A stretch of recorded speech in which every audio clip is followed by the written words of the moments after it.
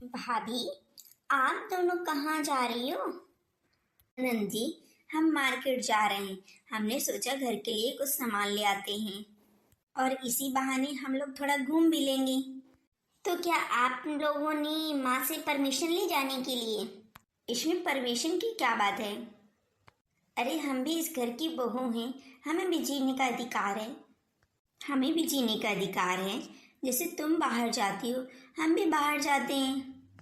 शीता गीता, कहाँ जा रही हो तुम लोग इतना बन ठन के? माँ जी, हम लोग इसलिए जा रहे हैं ताकि बाहर के कोई लोग देखे तो ये ना कहें कि लोग कैसे रहती हैं। अरे कोई नहीं बोलेगा। अगर तुम्हें मार्केट जाना है तो सिंपल जाओ, नहीं तो कोई जरूरत नहीं है बाहर जाने की। दीदी, इस नेहा की बच्ची का कुछ ज्यादा ही मुंह चलता है। इसकी वजह से अब हम लोग कहीं बाहर भी नहीं जा पा रहे। हाँ गीता, तुम सही कह रही हो, लेकिन हम लोग कुछ कर भी तो नहीं सकते। आखिर ये अपनी माँ की इकलौती और लाडली बेटी जो है। आज का खाना तो इतना गंदा बना है, आप लोग तो खा भी नहीं सकते। मैंने एक निवाला खाया, मेरा तो पूरा मुंह ही खराब हो गया। मैं जा रही हूँ बाहर, वहीं कुछ खाऊंगी। आप लोगों को ये घटिया खाना खाना है तो आप शौक से खा सकते हैं। अरे चाहती क्या हो तुम दोनों हमसे? अब आप भी अपनी बेटी की शब्द बोलेंगी हैं। गीता, माँ सही कह रही हैं। तुमने खाना नहीं बनाया, जहर बनाया, जहर। भैया ये आप कैसी बातें कर रहे हैं? हम दोनों ने तो सही खाना बनाया था। गीता, तुम्हें नहीं लगता कि तुम कुछ ज्यादा ही बोल रही हो? अगर तुम दोनों को अपने खाने पर इतना ही यकीन है तो तुम दोनों ही खाना खाकर देखो। सच में भाभी, ये खाना तो कुछ ज्यादा ही खराब है। पर इस खाने को खराब किया किसने? दीदी, इस खाने को खराब करेगा कौन? इस घर में हमारे एक ही तो दुश्मन है, जो हर वक्त माँ और हमारे पतियों को भड़काती रहती है। आखिर वो ऐसा करती क्यों? हमने बिगाड़ा क्या है उसका? सुनिए, मैं सोच रही थी कि हम लोग कहीं बाहर चलते हैं। कुछ दिन रुक जाओ, फिर चलते हैं। अभी मेरे पास पैसे नहीं है, सैलरी आने दो फिर चलेंगे। नेहा के होते हुए आप कहीं बाहर चले जाएं? ऐसा तो हो नहीं सकता है। भाभी, मैं इतनी शांति से आपको कैसे रहने दे सकती हूँ? आखिर ननंद भाभी का हम दोनों का रिश्ता जो है, तो हम एक दूसरे को परेशान किए बिना कैसे रह सकते हैं? आपकी बहू बहुत चंट और चालाक है, भैया की कान भर रही है। वो धीरे धीरे हम लोगों को भैया से अलग कर रही है। क्या मतलब? अरे आपको तो पता भी नहीं आपके बारे में आपकी बहू क्या सोचती रहती है। आपकी बहू आपको माँ नहीं सास समझती है, लेकिन आप तो मुझे अपना परायापन का दिखाती हैं और बहू को अपनेपन का। देख लिया अपने बहू के लिए अच्छा करने का नतीजा। बेटा, मैं ये क्या सुन रही हूँ? तू बहू के साथ बाहर जा रहा है? हाँ माँ, जाने की सोच तो रहा हूँ लेकिन अभी नहीं। अभी थोड़ा पैसों की दिक्कत है ना, जब कुछ पैसे आ जाएंगे तब चलेंगे। चलो अच्छी बात है कि तू बहू के साथ बाहर जा रहा है। अब तेरे बाबूजी जिंदा भी नहीं कि मुझे ले जाते। अब तुम दोनों की उम्र है तो तुम लोग घूम लो। आज पिताजी जिंदा होते तो वो भी मुझे साथ ले जाते। अरे माँ, आप ऐसा क्यों बोल रही हो?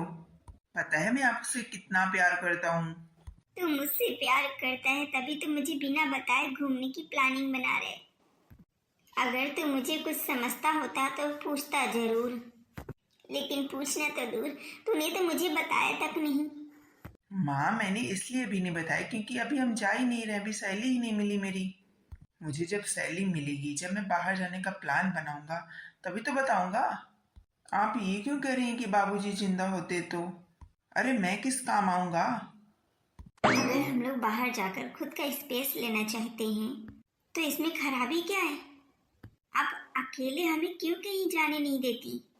शादी के इतने साल हो गए और अभी तक हम दोनों बाहर नहीं गए अकेले।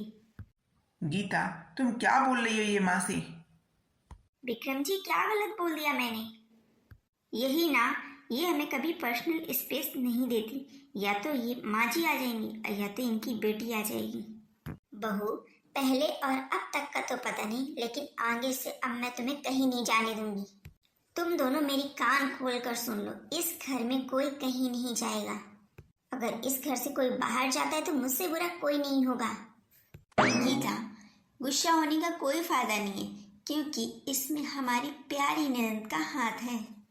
वही माँ के पास गई थी, उसने ही माँ जी को भड़काया है। और जब तुम्हारी और माँ जी से बहस हो रही थी ना, तो हमारी प्यारी ननद दूर खड़े होकर मजे ले रही थी। नेहा को तो अब मैं छोड़ूंगी नहीं, उसने हमारा जीना खराब करके रख दिया है। नाक में दम करके छोड़ रखा है। कहीं बाहर जाओ तो उसमें रोड़ा डाल देती है, हमेशा माँ जी के कान भरती रहती है। लेकिन अब बहुत हुआ, आखिर ननद जी ऐसा कर क्यों रही हैं? ये जानने के लिए मुझे उनसे बात करनी पड़ेगी। ननद जी, आप यहाँ बैठ के आराम फरमा रही हैं और आपकी वजह से हमारा जीना हराम हो गया है। आखिर आप ऐसा क्यों कर रही हैं? क्या चाहिए आपको? भाभी, मुझे तो कुछ नहीं चाहिए, लेकिन मैं ये सब आप लोगों की वजह से कर रही हूँ। और ये सारी चीज मैंने आप दोनों से ही सीखी है। आज से 2 साल पहले आप लोगों ने भी तो यही किया था मेरे साथ। क्या किया था नेहा हम लोगों ने ऐसा, जिसकी सजा तुम अब दे रही हो? नेहा, तुम्हारा एग्जाम शुरू होने वाला है। मेरे ख्याल से तुम्हारे कॉलेज की अभी छुट्टियां पड़ी हुई हैं। फिर तुम तैयार होकर कहाँ जा रही हो? भाभी, आपने बिल्कुल सही कहा, मेरे कॉलेज की छुट्टियां पड़ी हुई हैं, क्योंकि मेरे एग्जाम आने वाले हैं। मेरा फाइनल ईयर है और मेरी एक्स्ट्रा क्लास लग रही है। आप जानती हो ना एक्स्ट्रा क्लास लेना कितना ज़रूरी है। ठीक है भाभी, मैं जा रही हूँ। हाँ, आज सर बहुत दर्द कर रहा है। शाम का खाना तुम बना लोगी क्या? वैसे भी तुम्हारे हाथ का खाना खाए बहुत दिन हो गए। भाभी, मैं खाना बना लेती, लेकिन पता है ना आपको मेरे एग्ज़ाम है। मैं अपने एग्ज़ाम की तैयारी करूँ या खाना बनाऊँ? प्लीज़ थोड़ा सा मैनेज कर लीजिए ना। दोनों नंद भाभी ऐसी बातें करें जैसे कोई मीटिंग चल रही हो। अरे वो भाभी बोल रही थी कि आप खाना बना लो, मैंने बोला कि मैं नहीं बनाऊंगी, मेरे एग्जाम है। अरे तो क्या हो गया, मत बना। अरे ये नेहा की बच्ची थोड़ा सा हाथ बटा देती तो क्या हो जाता, पता नहीं कौन सी पढ़ाई कर रही है। मुझे ये समझ में नहीं आ रहा है, इसको इतना पढ़ाया क्यों जा रहा है। ये नहीं कि शादी कराकर इसको घर भेज दो। बात तो आप सही कह रही हो दीदी, लेकिन मेरी बात मानो या ना मानो, इसका ना चक्कर कहीं ना कहीं जरूर चल रहा है। तभी तो ये सुबह जल्दी जाती है और शाम को लेट आती है। और हमारे घर वाले तो इतने अंधे कि उस पर ध्यान भी नहीं देते हैं। सुबह तक मैं ऐसा कुछ करूँगी कि इसका बाहर जाना और मोबाइल लेना सब छूट जाएगा। नेहा, आज से तेरा कॉलेज बंद और मोबाइल भी तू मुझे दे दे, अब तू कुछ नहीं छुएगी। लेकिन मम्मी, ऐसा क्यों बोल रही हो आप? मैंने जितना बोला है उतना कर बस। अब से मैं भी ठानती हूँ कि मैं भी कैसे सबक सिखाऊंगी।